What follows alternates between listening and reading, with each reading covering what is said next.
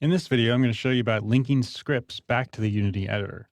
While there's no built-in functionality for us modifying this code in our scripts within Unity editor, we can modify the variables within the Unity editor. As we've seen already, many of the built-in components for Unity have editable variables in the Unity inspector. For example, the camera class can have various attributes modified here. We can easily add this ease of use feature to our own scripts simply by making the variables public.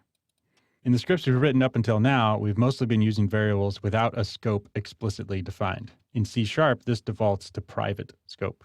For variables to be modified in the inspector, we explicitly need to define those variables as public.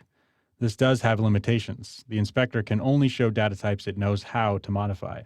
The nice thing is that the inspector knows how to modify all of the primitive types as well as some of the Unity-specific types.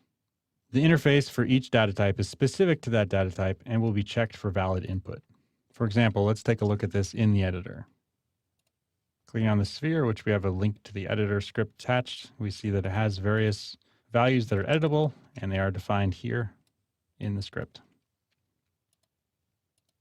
There's also bounds checking on these, so they won't go above their allowed limits.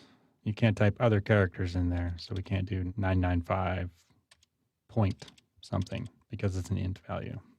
For many Unity data specific types, Unity supports a drag and drop interface for assigning those variables, as well as a